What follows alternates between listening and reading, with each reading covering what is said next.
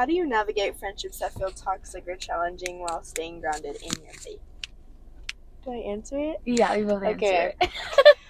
I'm gonna cook on this one. So, typically, like as you're growing in your faith, especially as teenagers, we're so used to like following the world and trying to fit in because we're still like growing up and learning the ways of the world and like how reality truly is and how people really are. And most of the time, you end up falling into friendships that are just full of the world, and their flesh mainly paves the way for their path and like how they're gonna walk their life.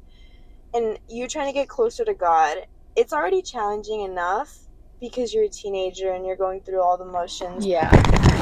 And worldly friendships can honestly lead you away really, really quickly because it's just such a quick distraction. And honestly, you gotta let them go. Like, you can't really hold on to something that's not helping you in your life. Like, it's like you get hurt. Like, you say, like, you get into a car accident. Okay, well.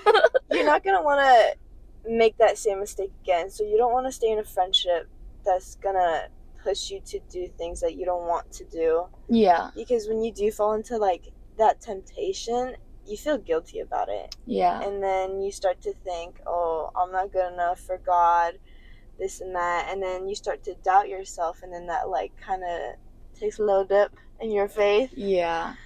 So navigating that, you just kind of gotta let it go.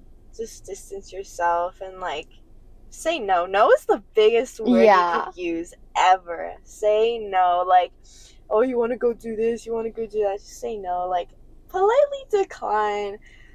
You don't have to find new friends, because if those friends, and if those people support you, like, trying to grow your faith with God, no. But that's also not to say, like, not to be friends with any, like, not to be not friends with, like, unchristian people, because, like, as, like, Christians, we're supposed to be, like, the light of the world, and, like, we can lead by example. But I'm, like, we're saying this in the sense of, like, if you're not disciplined enough to say no while still having really friends, then, like, you shouldn't be hanging out with them if you can't, like, distance yourself. Yeah, from, like, them and the other path that we're supposed to be taking as Christians. That's what we mean.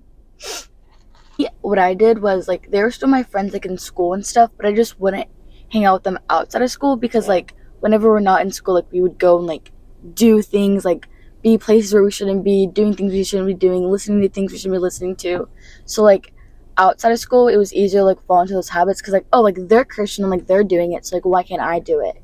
But at the end of the day, like, on Judgment Day, like, we're not going to be with them and be able to say, oh, they did it, though, like, cause, like, it's going to be, like, you and your receipt and, like, what you bring. You can't live two different realities. You can't live the Christian one and you can't live the worldly one. You have to pick a side or else you're in the middle. Yeah. Can't serve two masters because you'll love one or hate the other. Treat him like a human. Like, just talk when you need to talk. Yeah. Be human, but don't do what they do. Like, don't follow the ways of the world, honestly. It's like getting your shirt dirty and taking off your pants.